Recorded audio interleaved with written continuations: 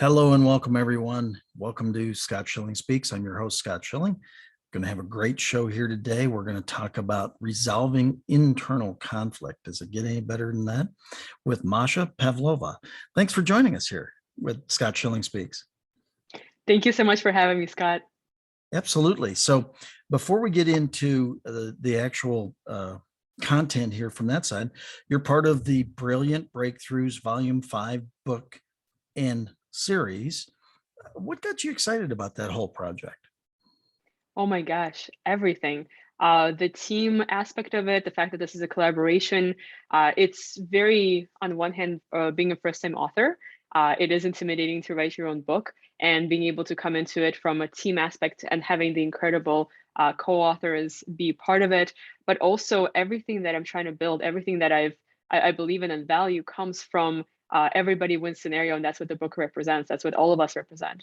So it was a no-brainer. Oh, awesome. Well, Mhm. as you know, as we were talking just before we went on here, we've done multiple shows today with other authors. It's been fabulous. Everybody's very excited about the launch and about the series and about everything. You aren't excited at all, are you? Just a tiny little bit, maybe.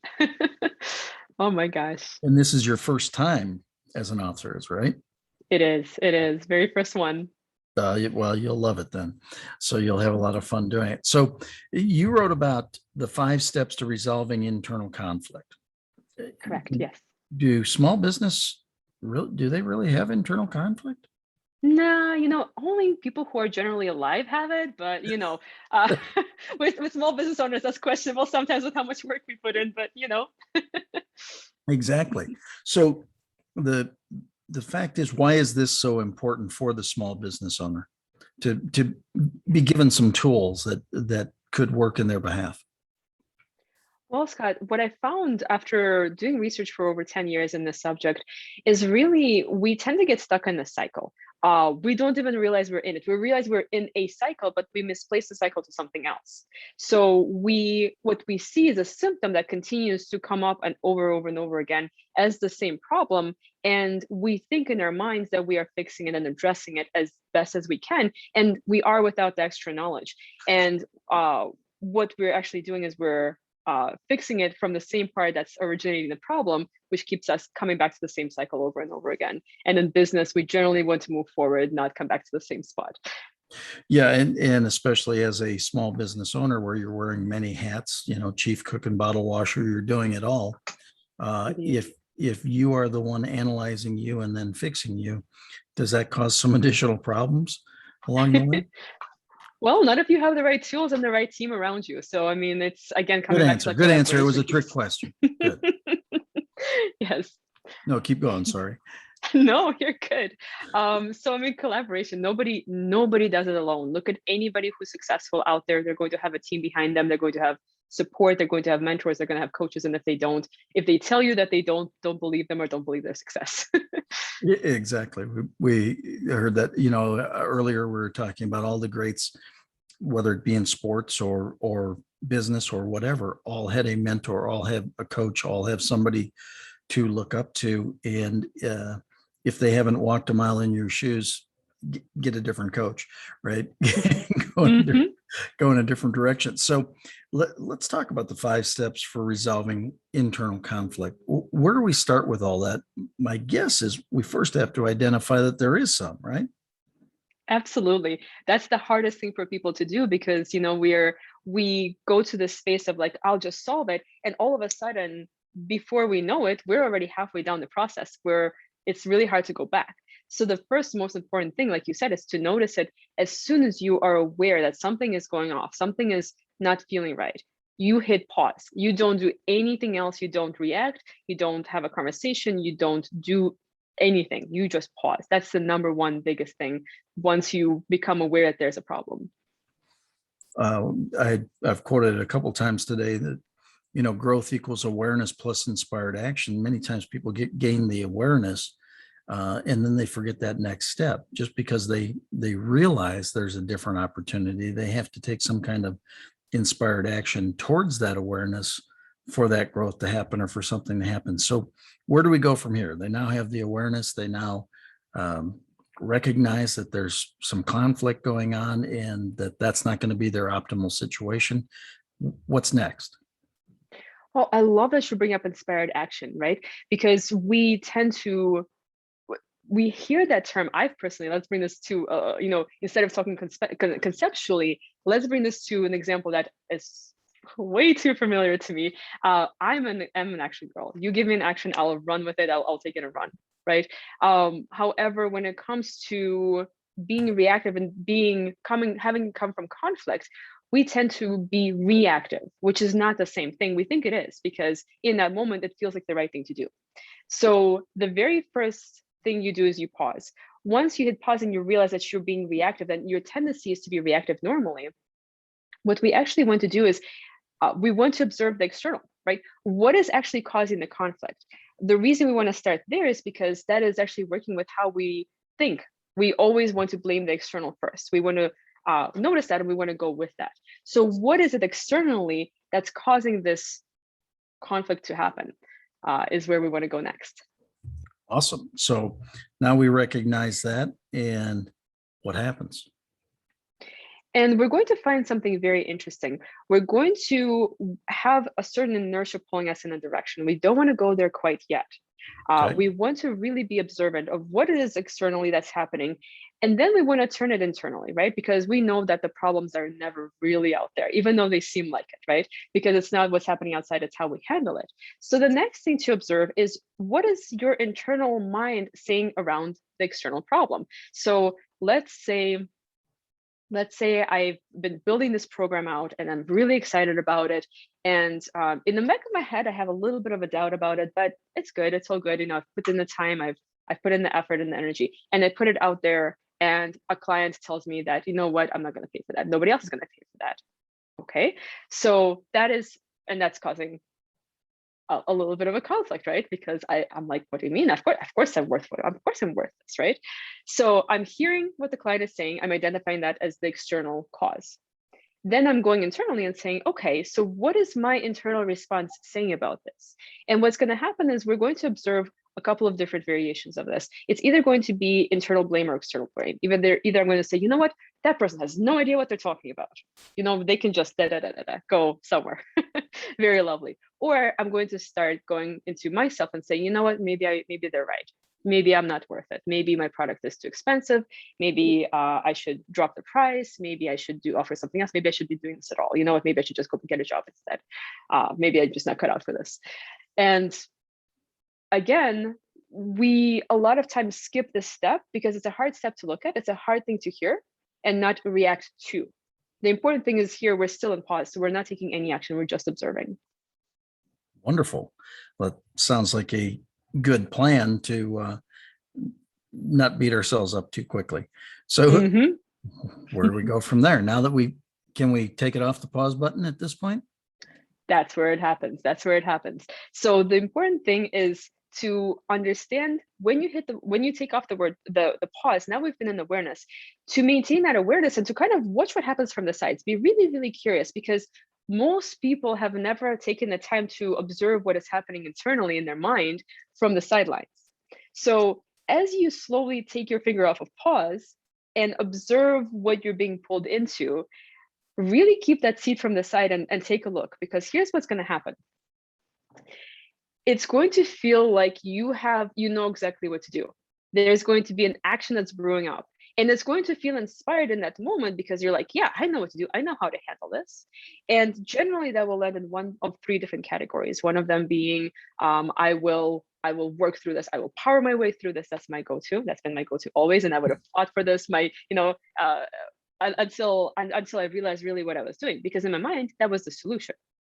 Other people might comply and say, like I said, you know what, maybe this person's right, and comply to the situations. And others will choose to just walk away, right? A lot of how many businesses close because of things that could be fixed, but in their minds, they didn't see that option. They didn't see that as a viable option for them. So they walk away. And so the step here is to really, in observation of what's happening, really realize what is driving you to take that action. That is the key from which people usually act from and continue that same cycle over and over again. The key here is to say, is that really where I want to be coming from in my next step? Okay. And so we got the last step then is, And the last step is to take that action and making sure it's inspired. Because here's the thing, you have a choice. I know that that's been a theme in the book.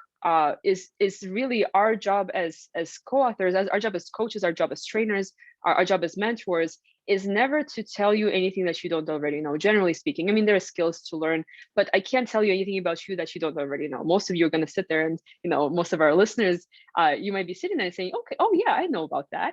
Well, the trick is, can I inspire you enough to get enough perspective to have a choice in that moment? Can you work your way up to having a choice in that moment? And from there saying, will this next choice serve me? Will this action serve me and what I'm trying to do with my company, what I'm trying to do with my business? Or is there a different choice that I should make here? What is the true inspired action? And what is the action that's been keeping me in the cycle, that's been keeping me stuck? so And now choosing accordingly. well, that's awesome. So now you've come through the cycle. You've come through all 5 steps. You've improved your, uh, you'll never have internal conflict again, correct? Well, I will let you know that in about 50 years, and probably the answer is still going to be no. It's always a work in progress, but it becomes automated. You are essentially, what you're doing, you're rewriting your old habits, your old habit loops, and you're training yourself, you're training your mind to automatically pause when things are coming up and to start slowing down when those things are occurring, so you are no longer reactive. So you are now working your values into your habits and overweaving them into times that you would normally just go and just do without realizing where that action is coming from. So So it's practice. Mhm. yeah, no, I mean, obviously I was joking about the fact that it'll never come back. They'll never have it again. So, but I've got to believe that after you've been through the process and you've learned some of these 5 steps, or you reread the book, or you do things over and over again, that you become more in tune with it quicker. Correct. Is that That true? is the goal. Absolutely. Yeah, I was sharing in an earlier show. It's not about being off course. You're going to be off course. It's Yeah. about being off course less often, less far, right? Yep. In trying to catch yourself earlier. So what are the in the in the self-help after the fact? I mean, what are the things that kind of clue you in that, oh dang, I got it going on again, or those things? Are there some very obvious, evident things to look for?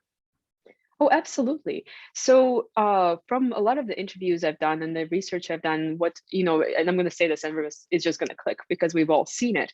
It's really when you're in flow, when you're working out of alignment, when you're working, or out of as in alignment, In alignment. things just flow, things are easy, things work, things happen. You don't have to force things to happen, right? uh, if done properly, your business is going to flow, your things are going to align. You're still going to face certain difficulties, but you're going to find that those difficulties and those challenges are actually there for you to grow. And using this process, you can, right? Everything is there as a lesson. And so after a while, you start understanding that anytime you feel like you're pushing against yourself, what is the reason that you're doing that? Why is it that you're doing that? Why is it that you're repeating the same cycle and coming back to the same problem? So if the problem continues to arise, start observing yourself instead of observing what's outside of you. Start seeing, is there something that I'm doing that's continuing the cycle over and over again? And is there something I can do to stop in my in taking an aligned action over one of reactiveness? Are there, in the small business category or in the small business group overall, are there more, are there particular businesses or positions within those businesses that are more susceptible to this internal conflict? I think all human beings have this. I think we all think that we tend to say self-isolate, and or either self-isolate or isolate others and say, "Oh, I don't deal with that in my line of work." But I think businesses in general, small business owners, are more face to face with it. They're more conscious of it because what they're building is for themselves and for others. Most business owners that I know have very beautiful values that are in service of others. And so when it turns into that, really it's realigning yourself to those values, realigning yourself to your mission, realigning yourself to your vision. Why is it that you're doing what you're doing?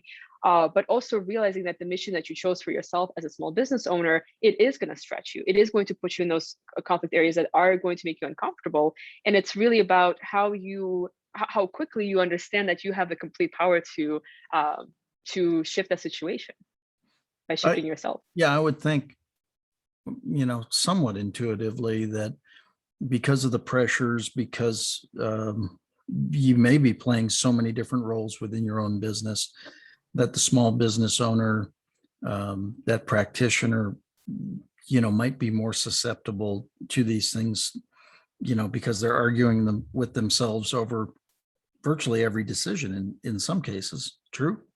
Yeah, absolutely. Everybody does, but I think, yeah, like you said, we are more aware of it because it is something that we're doing for ourselves and building out ourselves, and not having, here's the other piece. And I think so many COAs touched on this. It's such a valid point that I would love to have the moment to repeat it. It's really not a one person show. That's the part where we get stuck, is when we don't get feedback. In the job settings, one of the great things about a job is that you kind of, great or not, depending on the situation, but you're kind of forced to have a team, generally speaking. So you get feedback. When it's just you aren't able to get the feedback, so you're not able to grow, which is why having a team, having mentors, having people around you who are in the same space, who aren't just your family, because your family, if they're not in the arena with you, right, they're not gonna, their voice shouldn't, I mean, if it's a supportive voice, sure, but it shouldn't be impacting your decisions. Yeah, So you yeah. wouldn't be suggesting that families would give you bad advice. I mean, well, actually, so there are families who I've talked to people and they're like, oh yeah, no, my family is a family of entrepreneurs and we all know what we're doing and they all have been very successful, and we're like, and most of us are not that lucky. So, Yeah, very much so. So, yeah. so who would you say is your ideal customer? Who uh, is there anybody in particular that's messed up more consistently than others? I think it's pretty much across the board, Scott. I think anybody who thinks that this doesn't apply to them, I mean, maybe it doesn't, but I would just invite you to evaluate your surroundings and making sure that you really have the support that you need to stay on track. But really, my ideal customer is anybody who understands that they need a team around them to grow, anybody who recognizes that they need a straightforward path. They need to build out a team, they need coaches, they need support. And really, that's where we come in. We actually, my company actually partners with one of the other co-authors, Carlton Hoskins, and I Do Systems. So they provide the roadmap. He does an incredible job describing that in his chapter. And then what we do on the U brand side is we really provide the coaching for each of those steps as they go, as well as a community to offer the support. That's very cool. I mean, Mhm. I think it's, small business is such a pivotal portion of our economy, such a pivotal portion of business, period, right? Yeah. And throughout these various shows that we've done tied to the book launch and tied to brilliant breakthroughs, it's interesting how each one of you plays a role almost in the board of advisors for these small businesses. It's just a great place for each of you to share your genius in such a way to serve somebody else along the way. So it's cool to hear that, you're working again closely with one of the other co-authors as well. Absolutely. And that's the beautiful thing about collaboration. That's the beautiful thing about where I've seen everything with the small business owner sector going, is really it has become about collaboration and really understanding that by stepping out of the old paradigm of doing everything by yourself, doing everything on your own, and kind of I talk about this divisive model that we currently have and replacing it with a expansive model where we all win. And that's the possibility, in collaboration, because if I'm doing my zone of genius work, if I'm brilliant over here, well, somebody else is going to have their brilliance over here and they can fill in this piece, and somebody else can fill in this piece. And really, we build out the whole map. And that's what you have in this book, is you have, like you said, a beautiful team of advisors that is so important for any business owner to have. So how do you were talking about, um, forgot how you shared it, is as far as somebody being outside their own area. um Doggone it, lost where I was going. I hate when I do that. It's Friday. It's all good. It is Friday. So I think it's an interesting, the overall topic is so interesting because one of the things that I'm seeing as you're sharing here is about self-care. I don't know that a small business owner, especially an entrepreneur, knows what that hyphenated word means. Scott, you're touching my heart right now. You are literally like, I'm gonna tear up because I wasn't expecting to even go there. So for I don't know that you know my story, but I've had my business for 9 years, and then 2019 was the most successful year of my life. It was absolutely incredible. I had a portrait photography and branding studio.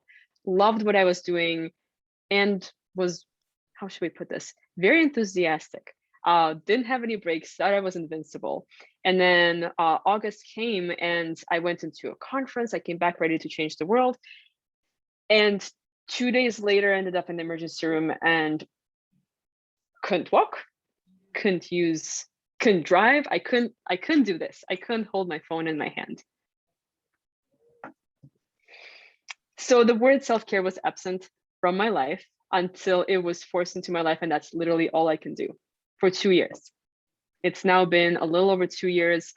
And so one of my key missions since then, since that awakening moment, and I would not wish that awakening on anybody else. So please, please, please put self-care into your life. But part of my personal mission, the mission with everything that I build, is overlaying wellness and self-care above everything else, on top of everything you do in business. Because we so often forget that.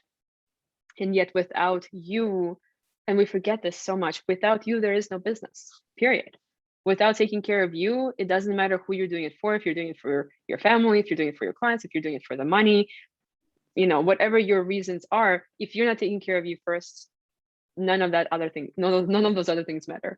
So that's got to be the number one thing above anything else, or it's actually got to be overlaid on top of everything else.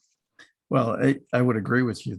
The classic entrepreneur, the classic small business owner, it's many times they get into what they get into because of their heart for serving others and in doing for others, and forget it. Maggie and I were actually laughing about it earlier because I said I was doing a training yesterday, and I said, I'm not going to say that I'm a recovering giver because I'm going to continue to give, but I am a recovering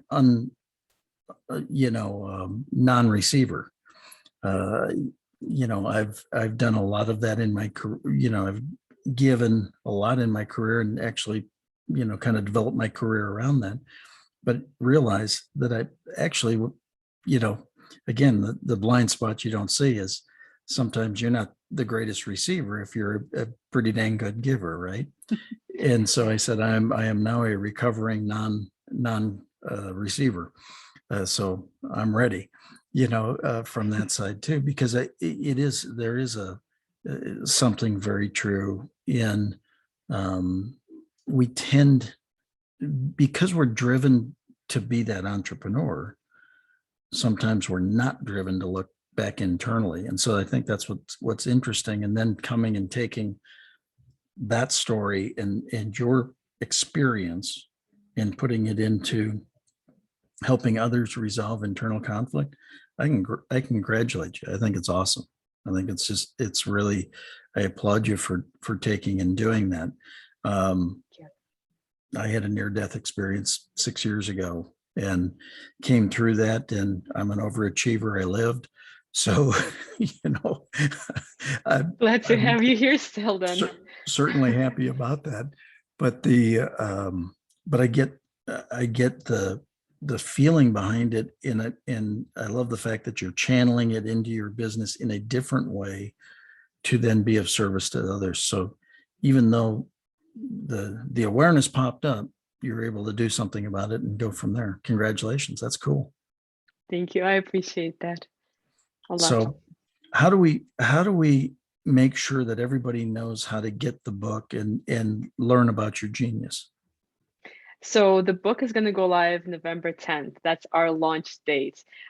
So it's going to be available on Amazon. Otherwise, you can also go to brilliantbizbook.com. That is going to have all of our information. That's going to have the link to the book as well as some awesome resources from all of our authors.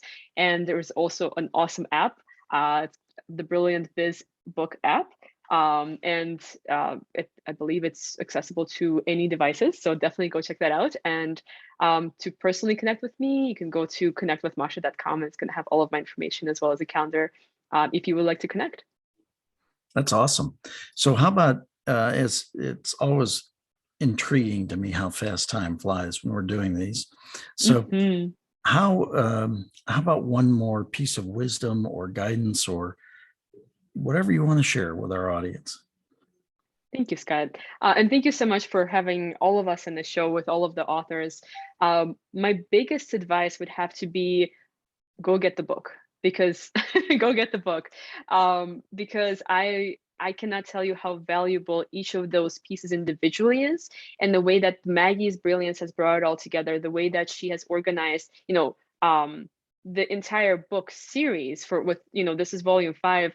Go back and read some of the other books too, because there are the 4 pillars, and if you focus on each of those pillars in your life and in your business, you can achieve anything. This is where the healthy sustainable businesses really come from, is being able to have that structure, have that foundation, have that support, and just know that each of us as small business owners, as mentors, as coaches, we are here to support you. Like, we are, that is our mission, that is our goal, that is what unifies us in this book more than anything, is our want to serve, and as our want to shift how small business owners are able to maintain their businesses and make them sustainable. So read this book and reach out to all of us for support. We're here for you.